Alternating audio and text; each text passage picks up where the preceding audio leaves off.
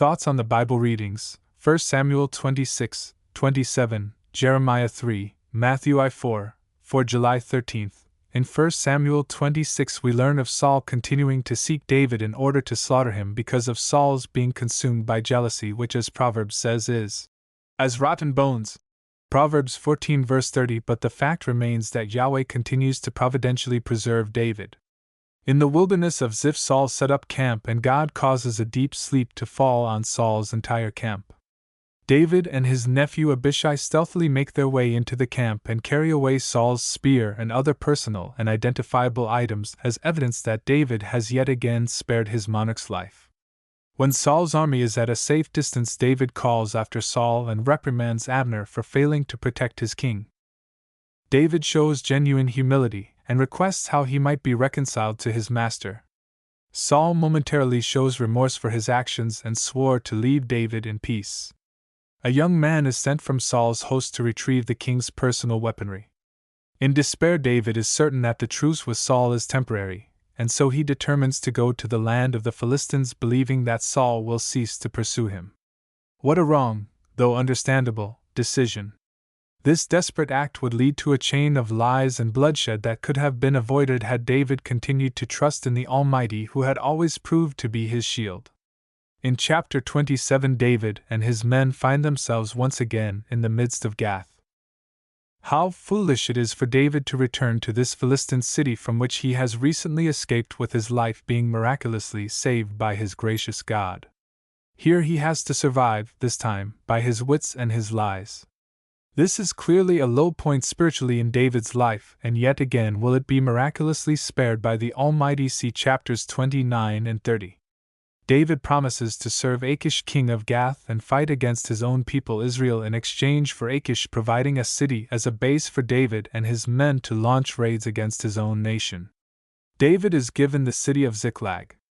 When David raids the nearby cities of Israel's enemies, he is forced to leave no one alive lest the Philistine king receives word about David's deception. He also lies to Achish about the location of his raids. The chapter concludes by telling us that through this David became one of Achish's trusted servants. How ironic that a servant of the Lord becomes trusted by dishonesty and a failure to value the ways of his sovereign. Let us ponder the lesson for us. In Jeremiah 3 verses 1-2 tell of the lewd behavior of Judah. In verses 3-5 we are told that God had withheld the blessings as a result of the nation's lascivious behavior. Verses 6-9 outline some of the horrific behaviors of Judah. Verses 10-13 are the Almighty's pleading with the nation to consider how they had wronged their sovereign and call upon them to turn to him wholeheartedly. If they do that, then their husband and Maker will restore their position to see Jerusalem as the capital city of Messiah's kingdom. Isaiah 2 verses 1-4, Zechariah 1 verse 9, 16, 20-21. Those blessings will see Jesus Messiah and his saints shepherding, i.e., feeding the nation with the nourishing and enriching word of the Lord. Yet despite such a glorious future, God's people were now behaving as a treacherous wife. Ezekiel 16 verses 22-58 tell us how Judah had failed to learn the lessons of how the Almighty had disciplined Samaria and Israel.